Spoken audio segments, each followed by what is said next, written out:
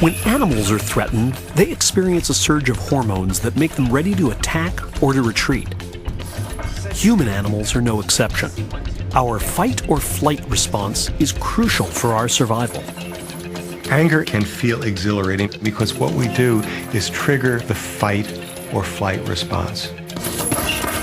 We secrete lots of adrenaline to power our large muscles in the event that we have to fight or flee from the predator. We secrete cortisol, which heightens our auditory and visual sensitivities. We stop digesting lunch because who needs to digest lunch if you're about to become lunch? Now that response is very appropriate when we're dealing with life-threatening danger.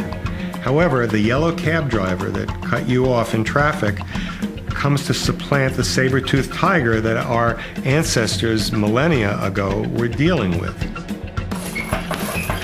And when we look at what happens physiologically, we stay in this heightened state for quite some period of time. And because we're dealing with fight or flight, we're dealing with impulses that are very strong.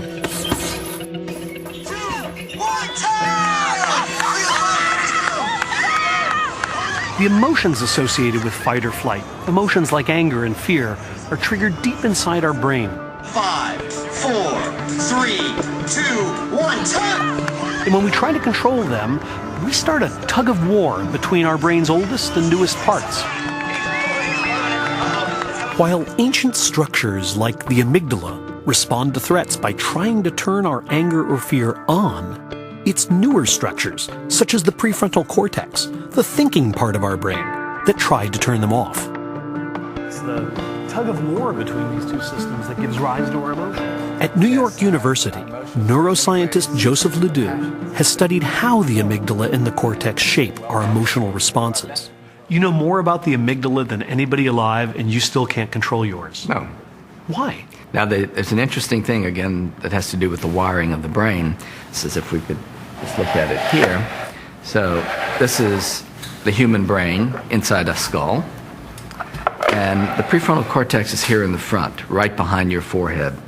And that is the newest part of the brain. This is where we make our decisions. This is where we plan for the future and strategize. The lateral prefrontal cortex has no connectivity with the amygdala. The amygdala has superhighways to talk to the cortex, but the prefrontal cortex has only back roads and side streets to get to the amygdala. And therefore, it is unable to tell the amygdala, cool it. But why are there no connections? We're in the process of evolving as we speak, and those connections have not been put in yet. This thing was built to do fancy things cognitively, not necessarily to control our emotions.